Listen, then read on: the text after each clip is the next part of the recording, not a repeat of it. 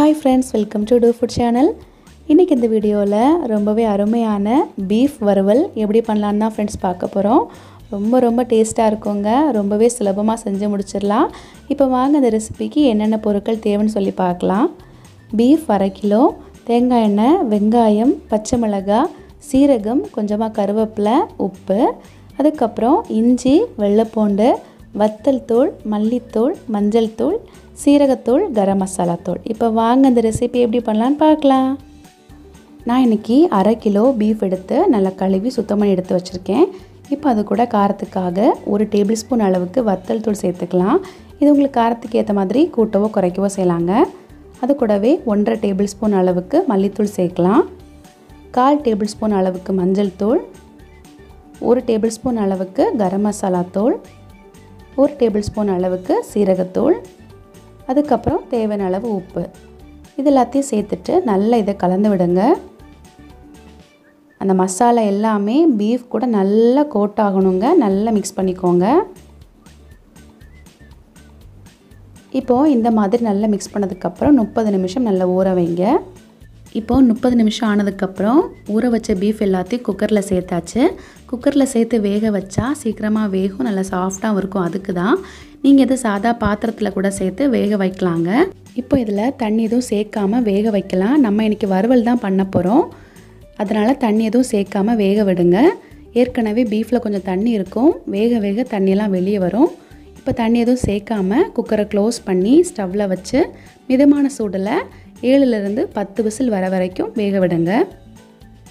இப்போ பாருங்கள், கரெக்டாக 10 விசில் வந்திருக்கு. நம்ம சேர்த்த பீஃப் எல்லாமே நல்லா வெந்திருக்கு. இப்போ இது எல்லாத்தையும் வேற ஒரு பாத்திரத்துக்கு மாற்றி வச்சிடலாம். இன்னொரு கடாயில் 3 டேபிள் ஸ்பூன் அளவுக்கு தேங்காய் எண்ணெய் சேர்த்துட்டு நல்லா சூடானதும் நம்ம வேக வச்சு எடுத்த பீஃப் எல்லாத்தையும் சேர்த்துடலாம். பீஃப் எல்லாத்தையும் சேர்த்ததுக்கப்புறம் நல்லா மிதமான சூடில் ஒரு 4 நிமிஷம் இது நல்லா ஃப்ரை பண்ணி எடுங்க. பாருங்கள், இப்போ 4 நிமிஷம் ஆயிருக்கு. நம்ம சேர்த்த பீஃப் எல்லாமே நல்லா ஃப்ரை ஆகிருக்கு. எண்ணெயெல்லாம் தனியாக பிரிஞ்சு வந்திருக்கு. இப்போ இது வேற ஒரு தட்டுக்கு மாற்றி வைங்க. இப்போது கடாயில் மறுபடியும் 2 டேபிள் ஸ்பூன் அளவுக்கு தேங்காய் எண்ணெய் சேர்த்துடலாம். தேங்காய் எண்ணெய் சேர்த்துக்கிட்டு நல்ல வாசனையாக இருக்கும். அதுக்கு தான். இப்போ இது கூட 2 பெரிய வெங்காயத்தை நீளமாக நறுக்கி சேர்த்துடலாம்.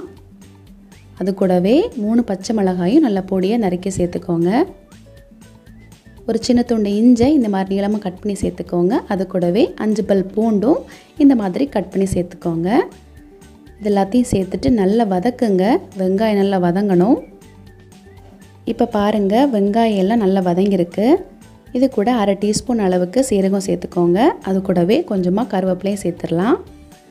வெங்காயம் நல்லா வதங்கினதுக்கப்புறம் சீரகம் சேர்த்துக்கிட்டிங்கன்னா இந்த ஃப்ரை நல்லா வாசனையாக இருக்கும், சாப்பிட்றதுக்கும் நல்லா இருக்குங்க. அதுக்கு தான் நான் கடைசியாக சேர்த்துக்கிட்டேன். எல்லாத்தையும் சேர்த்துட்டு நல்லா இதை மிக்ஸ் பண்ணுங்கள். மறுபடியும் ஒரு 3 நிமிஷம் நல்லா வதக்குங்க. இப்போ இது கூட நம்ம ஃப்ரை பண்ணி எடுத்துக்கிட்ட பீஃப் எல்லாம் சேர்த்துடலாம். எல்லாத்தையும் சேர்த்ததுக்கப்புறம் நல்லா கலந்து விடுங்க. அந்த வெங்காயம் பீஃப் எல்லாமே நல்லா மிக்ஸ் ஆகணும். இப்போ பாருங்கள், எல்லாமே நல்லா மிக்ஸ் ஆகிருக்கு. அவ்வளோதாங்க. இப்போ ஸ்டவ் ஆஃப் பண்ணிவிட்டு சர்வ் பண்ணுங்கள். சூப்பரான பீஃப் வறுவல் ரெடி ஆயிடுச்சு ஃப்ரெண்ட்ஸ். இனிமேல் பீஃப் வாங்கினா இந்த மாதிரி செஞ்சு பாருங்கள். ரொம்ப சுவையாக இருக்கும். இந்த வீடியோ உங்களுக்கு பிடிச்சிருந்தா லைக் பண்ணுங்கள். உங்கள் ஃப்ரெண்ட்ஸ் அண்ட் ஃபேமிலி கூட ஷேர் பண்ணிக்கோங்க. நீங்கள் இது வரைக்கும் நம்மளுடைய dofood சேனலை சப்ஸ்கிரைப் பண்ணாமல் இருந்தால் சப்ஸ்கிரைப் பண்ணிக்கோங்க. பக்கத்தில் இருக்க பெல் ஐக்கானை கிளிக் பண்ணிக்கோங்க. அப்போ தான் நான் போடுற நியூ வீடியோஸ்லாம் உங்களுக்கு கிடைக்கும்.